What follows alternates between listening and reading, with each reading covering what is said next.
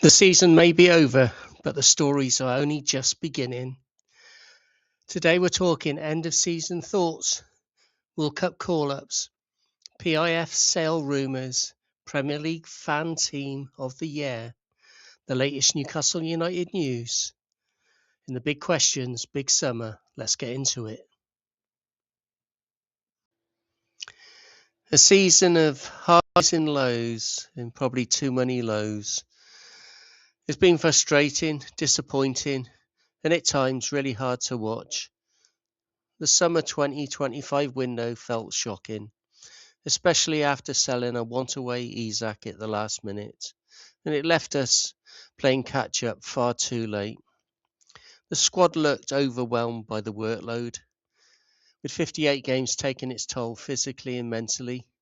Injuries absolutely battered us too, with 278 games lost by May the 1st, which shows just how stretched we were. That said, there were still moments to hold on to. The Champions League nights were fantastic, the kind of occasion that reminds you what the club can be when St James's Park is bouncing. The League Cup run to the semi-final had us dreaming of another Wembley final, and the FA Cup run only ended because we came up against Man City too many times.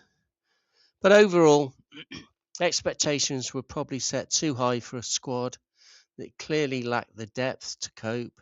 In the biggest moments, too many players went missing, especially in games that really mattered, like the Mackems.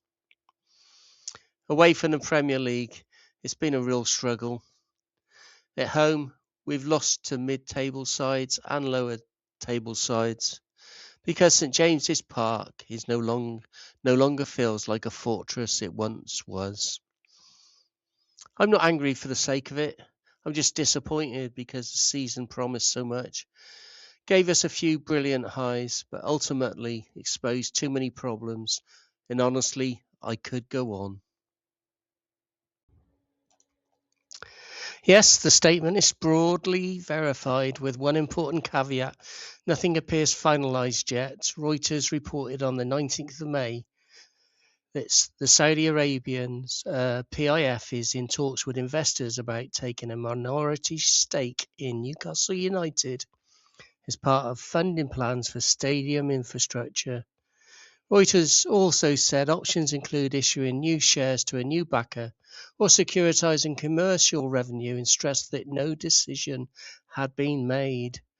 The Times went on to report appears to go further, claiming PIF could sell up to 25% of its current 85% shareholding, and the mass checkout. So that's 21% of the whole club will potentially be on the market. So PIF will fall below the 85 to about 63.75%. On the valuation point, the calculation works. 1.5 billion club value times 21.25% equals 318 million. So 300 million plus, let's say, is a fair estimate. The infrastructure angle is also consistent with Reuters. CEO David Hopkinson told Reuters the club is considering either expanding St James's Park or building a new stadium, with a new stadium potentially costing $1 billion, while redevelopment would be in the hundreds of millions. The 200 million Woolsington training ground line is being reported by Times and other outlets, but Reuters itself only saying Newcastle are preparing a major training centre expansion of more than 50%, not specifically the 200 million Woolsington figure will require. So exciting times for Newcastle.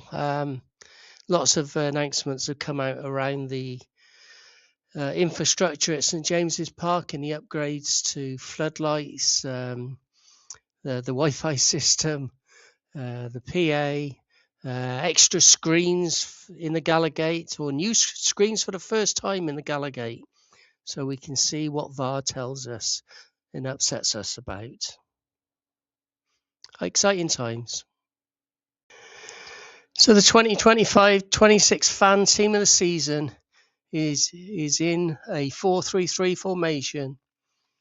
Simply click on each position to browse the official shortlist and select the player you believe has truly defined that position this season.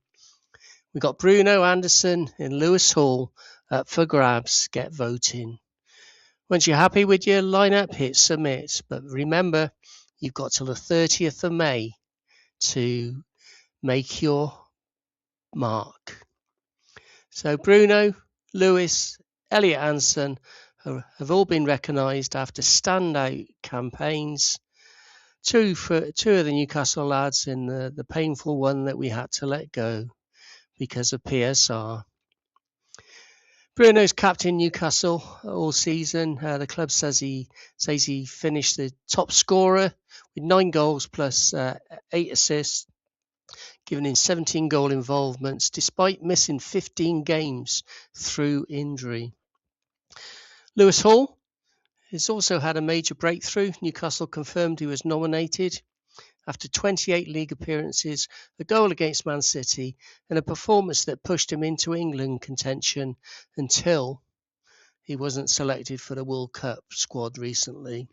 Shame on Tuchel. Elliot Anderson is going to the World Cup. It's a painful one because he should be a Newcastle player. He should have never been sold to Forest. PSR is the bane of our lives. And The Guardian described the Forest best player this season, highlighting his all-action numbers, most duels won in the division, most midfield passes, most touches, and the most fouls won. He also scored that emotional late equaliser against the Toon. And yes, PSR is I don't know. I'd swear, so I can't say. It's a bugger. So out tomorrow is my memorable matches video. It's the Fairs Cup 1969 first leg final against HOWE Pestosia, and boy was it a match. Watch the video, it's going to be great. I was informed today that I've gone over 600 videos on YouTube that are available to watch due to my match series breakdown. There's 7 normally. There's the Eddie conference review. There's my match day program and predictions. There's the team news. There's a halftime report, full-time report, the final word, and then the works. So lots of videos out there, including quite a lot of short ones and a few long ones. And we have the fixtures release coming out on June the 19th, a Friday, 10 a.m. Always an exciting day for me to see the fixtures. And let's hope we get a decent start, shall we? So thanks for watching. There'll be more of these news reports, updates throughout the summer when the news is actually relevant, and also a lot of World Cup stuff following the 8 Toon lads that are playing for their countries. I'm Ken, the Inside The Toon guy. Have a great day.